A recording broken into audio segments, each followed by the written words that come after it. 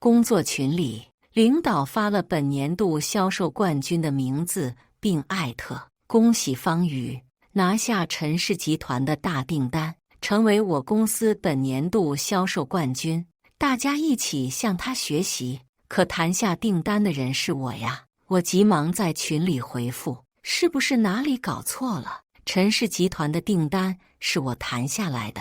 群里恭喜的话语停顿，隔壁小组的方宇直接发语音嘲讽我：订单是陈氏总裁办亲自发过来的，合同上明明白白写的联系人是我。这有些人啊，不想着好好工作，就会冒领功劳，成日做白日梦。实话告诉你吧，陈氏总裁是我老公，这种关系也是你随随便便就能攀上的。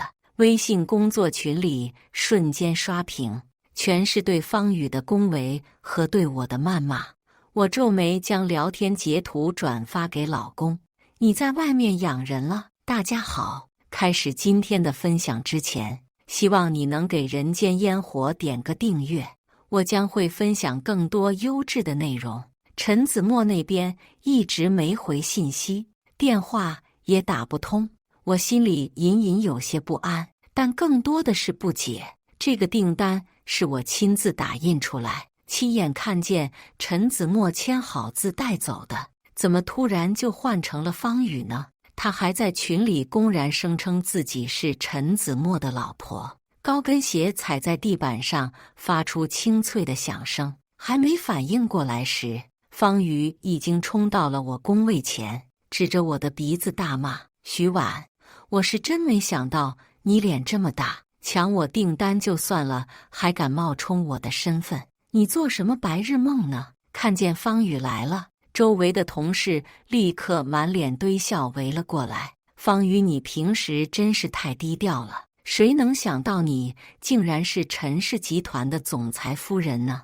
我就说方宇平时身上就自带一种贵妇气质，不像某些人整天装模作样。说着还意有所指地瞥了我一眼。我正想开口反驳，却见我们小组领导张经理也凑过来，点头哈腰地讨好方宇：真是抱歉，是我们工作不到位，让您受委屈了。这个徐婉平时工作就不认真，今天居然还敢冒领您的功劳，简直是无法无天。他转过头来看着我，冷下脸开口：徐婉，还不赶快给方宇道歉？你这种行为已经严重违反公司规定，我会向人事部门反映，给你记过处分。我心里一阵反胃，这些人平时对方宇可没这么热情，现在却一个个像哈巴狗似的围着他转，这种人留在公司里简直是祸害，赶紧开除算了，省得以后再出什么幺蛾子。周围的同事你一言我一语，对我指指点点。我深吸一口气，努力保持冷静。各位，事情不是你们想的那样，这个订单确实是我亲手送到陈氏集团，而且是陈氏总裁亲自签字的。我停顿了一下，看着众人不屑的表情，咬了咬牙继续道：而且我才是真正的陈氏总裁夫人。话音刚落，周围顿时爆发出一阵哄笑，哈哈哈！徐婉，你可真会编故事啊！醒醒吧，徐婉，陈氏集团的高枝也是你这种普通人能攀上的。徐婉，你是不是工作压力太大，精神出问题了？还陈氏总裁夫人呢？你怎么不说自己是女王陛下呢？我看他八成是被方宇的气场给压迫的产生幻觉了，居然敢冒充方宇总裁太太的身份，真是不知天高地厚。张经理更是一脸鄙夷地看着我：徐婉，你要是再胡言乱语，我只能建议你去看看心理医生了，别在这里丢人现眼了。我捏紧拳头，强压下心中的怒火。你们如果不信，可以上网搜索一下陈氏集团总裁夫人的信息，就知道我有没有说谎了。有同事刚想用手机搜索，方宇就嗤笑一声：我和子墨结婚时就考虑到要低调行事，根本没有透露给任何媒体。现在网上什么信息也搜索不到，没想到你这么卑鄙，利用这一点来冒充我。要不是我本人就在这里，别人还真就被你给糊弄住了。我愣住了，回想起当初结婚时，确实考虑到不想太出风头，所以网上根本没有任何关于我们的信息。只是没想到这一点现在反倒成了方宇攻击我的理由。看到我哑口无言的样子，周围的同事更加认定我是冒牌的，个个义愤填膺。徐婉妮可真行，连这种谎都敢编。癞蛤蟆想吃天鹅肉，也不撒泡尿照照自己什么德行。我看他就是嫉妒方宇，想借机往自己脸上贴金。我从未有一刻如此痛恨自己的低调。如果当初能多露面，也不至于今天无端受辱。我冷冷地扫视了他们一圈。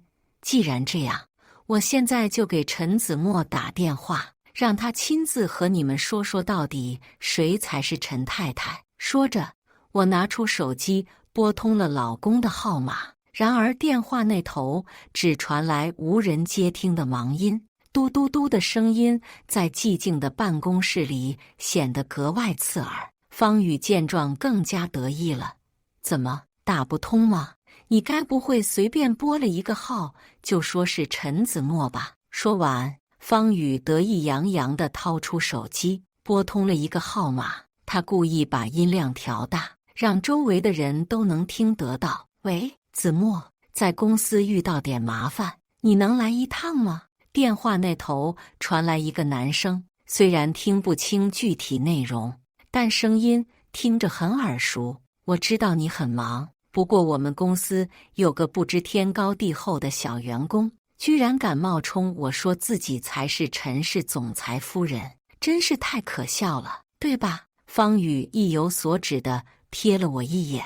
那你快点来哦，我在这里等你。挂断电话后，方宇转身对着众人宣布：各位，我老公马上就到，到时候看某人还怎么演。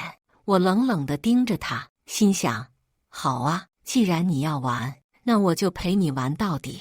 陈子墨从未和我提过要来这家公司，我倒要看看他如何和我解释。好，那就等陈子墨来了再说。一群人看我一点也不露怯，以为我在打肿脸充胖子。哟，还不死心呢？等会儿陈总来了，看你怎么收场。就是，到时候可别说不认识陈总啊，我看他肯定会装作不认识，然后找借口溜走。正巧这时，我手机铃声响了，来电显示赫然是陈子墨。我刚想接电话，方宇却突然冲过来，下一秒，我的手机被他狠狠地摔在地上，发出一声刺耳的碎裂声，手机屏幕瞬间布满蛛网般的裂纹，电池和后盖四散飞溅。我的心猛地揪紧，那可是陈子墨送我的生日礼物，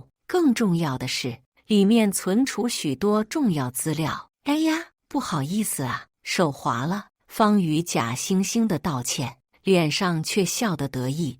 不过徐婉，你这演技也太拙劣了吧，连手机备注都改成陈子墨，是想骗谁呢？周围的同事们爆发出一阵哄笑。我就说嘛，这种低级把戏也就骗3岁小孩，真是笑死人了，还真把自己当成陈总夫人了。就是，连这种小把戏都敢耍，真当我们都是傻子吗？我冷冷地盯着方宇，这部手机价值几十万。方宇愣住片刻，随即嗤笑出声：几十万？你以为自己是谁呀？别说几十万了，就是几千块的手机你也买不起吧？这时，一旁的同事小王突然开口：等等，我好像在哪见过这款手机。他皱着眉头，努力回忆着。对了，我记得某个国际巨星在采访时用的就是这款，据说是限量版，全球只有100台，市面上根本买不到。另一个男同事也凑过来看了看，惊呼道：“真的哎，这不就是那款传说中的星光系列吗？听说每台至少要7位数，而且有钱都不一定能买到。”有几个同事面面相觑，窃窃私语：“该不会徐婉真的是陈太太吧？不可能吧？可是那手机确实很特别呀，要是真的，那方宇岂不是……”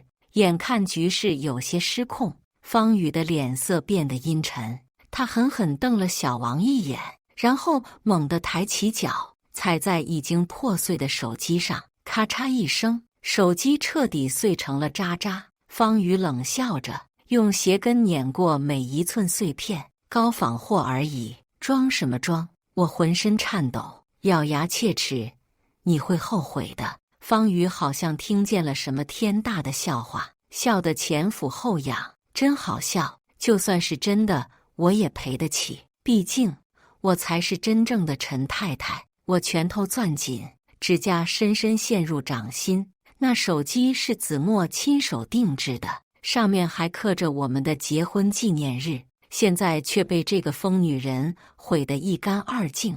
我和陈子墨从小青梅竹马一起长大，感情一直很好。换做今天之前，我是绝对不会相信他会出轨。可看着信誓旦旦的方宇，我一时之间竟然有些犹豫。毕竟他拿出的单子上清清楚楚盖着陈氏集团的公章。有几个平时还算交好的同事连忙劝我：“徐婉，你也别闹了。方宇毕竟是陈总夫人，得罪他对你没好处，赶紧道个歉，这事儿就算过去了。”是啊，一会儿陈总来了，要是为了方宇在行业里封杀你，那可就真的完蛋了。我摇摇头，正准备借别人的手机给陈子墨拨回去问清楚，突然听到门口传来一阵骚动，不知是谁喊了一声：“陈氏集团总裁来了。”我忙看过去，却见一个身材魁梧的中年男人大步流星地走了进来。他穿着一身价值不菲的西装，却显得有些不伦不类。我瞪大了双眼，这个人根本就不是陈子墨。老板和几个小领导立刻围了上去，满脸堆笑地迎接这位贵客。陈总英明神武，年纪轻轻就掌管着本市排名第1的企业，实在令人佩服。陈总平易近人，亲自来我们这种小公司，真是太给面子了。那人听着这些恭维，脸上的笑容越发得意。方宇也立刻冲了上去，一把抱住那人的胳膊，娇滴滴地喊道：“老公，你可算来了，你可得给我做主。”周围的同事们也纷纷凑上前去，七嘴八舌地恭维着：“陈总真是年轻有为呀！陈总，您和方小姐真是郎才女貌，天生一对呀！陈总，听说您最近又收购了一家上市公司，真是太厉害了！”看着这荒唐的一幕，我只觉得胃里一阵翻腾。这些人难道都瞎了吗？这个冒牌货怎么可能是陈子墨？似乎是察觉到了我的目光，方宇得意洋洋地看了我一眼，挑衅地开口：“哎呀，徐婉，你还杵在那干什么？我老公都来了，你还不赶紧过来问好？”其他同事也纷纷看向我，脸上带着嘲讽的笑容。“就是啊，徐婉，你不是自称是陈总夫人吗？现在真正的陈总来了，你怎么不过去啊？该不会是被戳穿谎言，不敢面对了吧？”我仔细看了看那个男人的脸，终于认出了他是谁，立刻严厉道：“张助理，你怎么回事？居然敢冒充你们总裁！你知不知道这样做的后果有多严重？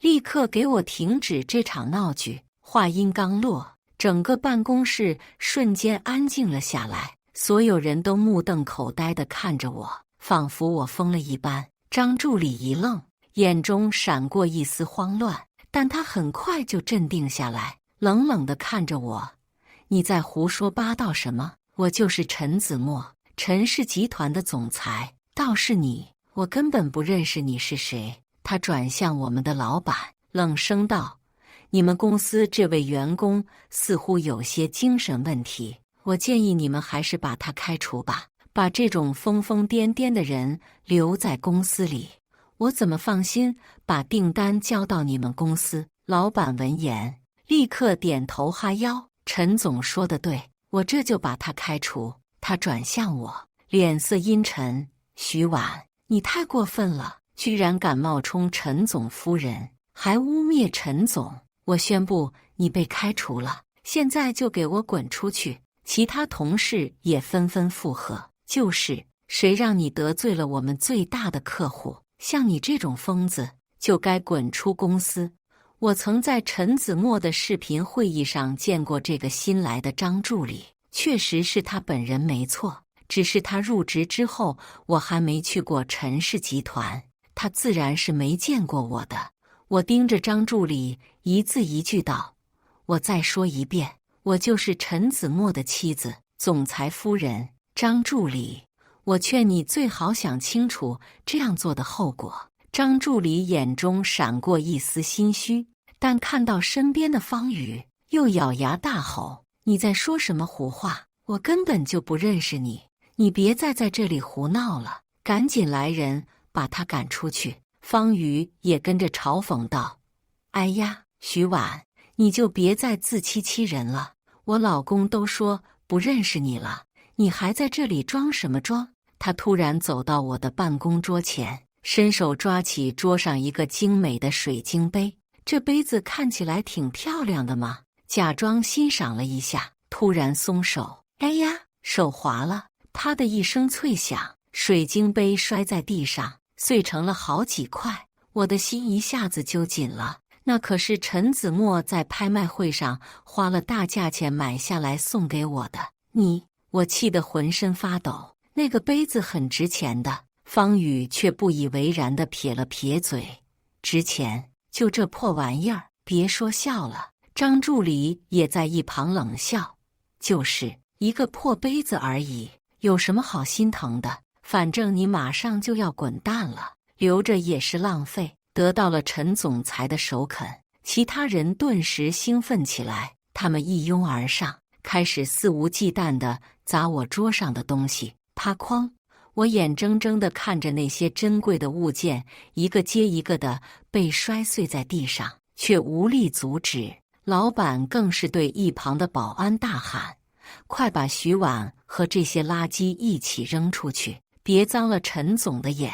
就在保安要伸手拉我时，一个熟悉的声音突然在门口响起：你们在干什么？所有人都愣住了，纷纷回过头。一个身材高大、气宇不凡的男人大步走了进来，他一身剪裁得体的西装，脸上此刻满是怒气。我的眼泪瞬间涌了出来。老公，陈子墨一把将我搂进怀里，眼中满是心疼。我一看联系不上你就急忙赶来了，还好人没事。然后抬起头，冷冷地扫视了一圈在场的所有人。贵公司今天真是让我大开眼界，哈哈哈！你们演戏演上瘾了吧？老板嘲讽的大笑，找了个群演来冒充陈总，也不看看自己几斤几两。陈子墨的脸色越发阴沉，没人注意到一旁的张助理已经脸色煞白，额头上冒出豆大汗珠。他不安地扯了扯衣领，眼神飘忽不定。方宇的耐心告罄，猛地踢翻垃圾桶，真是够了！你从哪里找来的演员？演起戏来没完没了是吧？快把这对冒牌货拉出去！老板见状，对着门口咆哮：保安呢？干什么吃的？赶紧把这两个疯子给我拖出去！几个彪形大汉立刻朝我们逼近，我心中一紧，下意识地往陈子墨身边靠了靠。方宇眼睛一亮，转身拉住悄悄把自己缩成一团的张助理：老公，你快过来教训教训这对冒牌货！张助理本来悄悄退后大半的身子突然暴露在众人眼前，脸色瞬间变得惨白。方宇不耐烦地拽了他一下：“你怎么了？快点啊！”就在这时，张助理突然甩开方宇的手，抬手就是一记响亮的耳光。啪！清脆的声音在办公室里回荡。方宇捂着脸，和所有人一样不可置信地看着张助理：“你打我！”张助理没有理会他，擦了擦额头的冷汗，转过身对着我和陈子墨深深鞠躬：“总裁夫人，对不起，是我有眼不识泰山，冒犯了您二位。”方宇呆若木鸡，眼睛瞪得滚圆，嘴巴张合几下，却发不出声音。他的大脑仿佛陷入了短路，无法理解眼前发生的一切。老公，你在说什么？你才是陈氏的总裁，为什么要对这对冒牌货卑躬屈膝？够了，你这个蠢货！睁大你的眼睛，好好看清楚，站在你面前的才是真正的陈氏总裁和总裁夫人，我不过是个小小的助理罢了。方宇踉跄后退几步，不可置信地看着张助理，又转头看向陈子墨和我，喃喃自语：“不可能，这怎么可能？”整个办公室瞬间安静的可怕，所有人都目瞪口呆地看着这一幕。陈子墨冷冷地扫视了一圈，宣布道：“从现在开始，陈氏集团取消与贵公司的所有合作。”老板终于明白了，陈子墨才是真正的陈氏总裁，连忙跑过来求情：“陈总，都是误会呀！”又扭头冲我挤出一个笑脸：“我这就给徐婉升职，让他当副总裁，怎么样？”“对，徐婉以后就是我们公司的副总裁。”我冷笑：“不好意思，我已经被公司辞退了。现在和贵公司没有任何关系。”老板蹲坐在地上，一句话也说不出来。就在这时，警察和公司法务也赶到了现场。为首的警官严肃地宣布：“我们接到举报，说这里有人涉嫌商业诈骗和故意毁坏他人财物。现在请相关人员跟我们回警局协助调查。”陈子墨点点头：“没错，就是这些人。”他指了指周围的同事们，不仅损坏了我妻子的个人物品，还对他进行言语攻击和人身威胁。我希望能依法追究他们的责任。同事们顿时慌了神：“陈总，我们不知道她是您的妻子啊，都是误会，不知道就可以随意欺负别人吗？今天的事，我会让公司法务部门好好处理，顺便通知你们，我们公司和贵公司的所有合作，从现在开始全部取消。”此话一出，办公室里顿时一片哗然。老板也急了：“陈总，您别生气，这都是误会呀！我们马上就给徐婉小姐升职，以后她就是我们公司的副总。”我冷笑一声，打断了他的话：“不好意思，我已经被贵公司辞退了，现在我只是一个来收拾东西的前员工而已。”老板脸色煞白，双腿一软，差点跌坐在地。他颤抖着嘴唇，喃喃自语：“完了，全完了。”我看着他狼狈的样子，心里没有丝毫怜悯。这个人刚才还趾高气扬，现在却像条丧家之犬。这可是陈氏的大订单，公司最近业务其实并不好，账面上早就没钱了，就靠陈氏这个大单子翻身。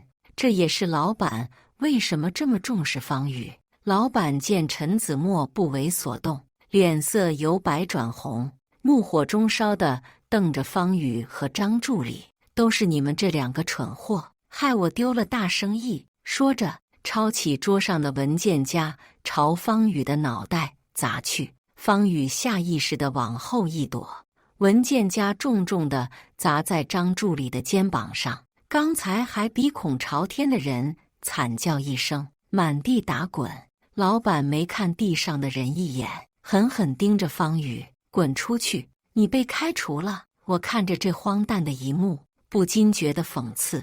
短短几分钟，被开除的人就换了。老板似乎这才意识到自己的失态，连忙转向陈子墨，脸上的表情瞬间由怒转悲。他扑通一声跪在地上：“陈总，求求您高抬贵手，我们公司就靠这笔订单翻身啊！要是没了这单子，公司就要破产了，所有员工都得失业啊！”陈子墨一脚将他踢开，冷冷地开口：“你真正该求的人不是我。”老板愣了一下，随即恍然大悟，他连滚带爬地来到我面前，重重地磕了个头：“陈太太，是我有眼不识泰山，冒犯了您，求您看在我们相处几年的份上，看在公司还有这么多无辜员工的份上，高抬贵手饶了我们吧。”我低头看着这个曾经趾高气扬的男人，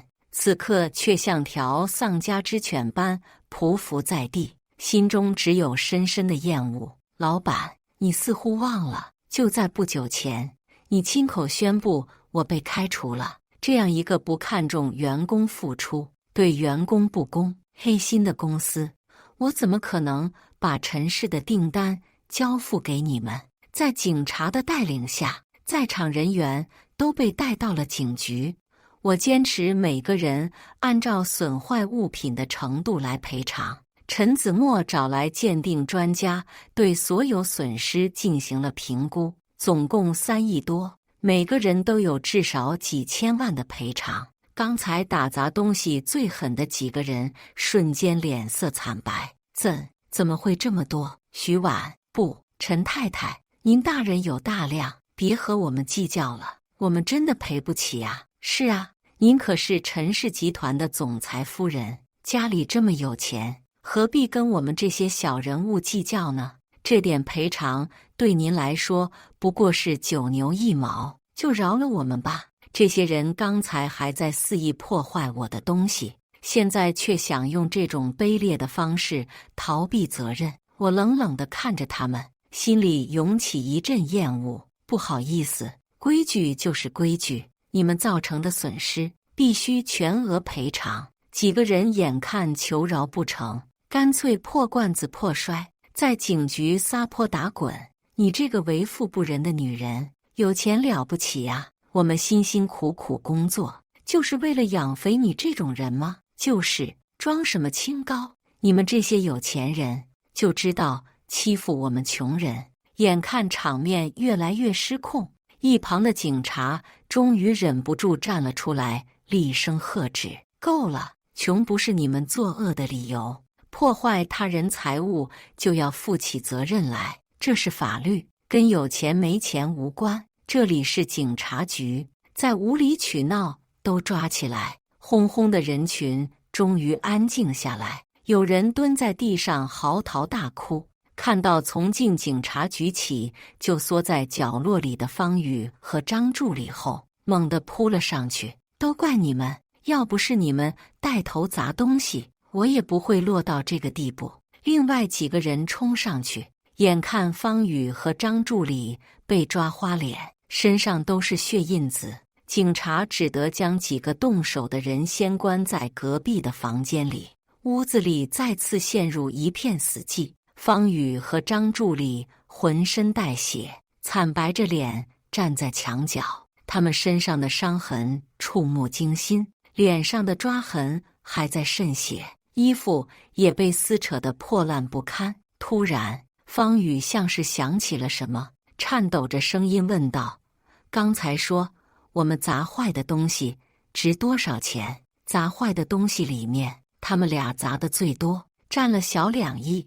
张助理也呆若木鸡，嘴唇颤抖着说不出话来。他原本以为自己即将成为陈氏集团的新贵，没想到却背上了天文数字般的债务。眼看总裁夫人的美梦破碎，还背了一屁股债，方宇转身朝始作俑者张助理扑去：“都是你的错，如果不是你骗我，我怎么会落到这步田地？”他尖叫着，指甲狠狠地抓向张助理的脸。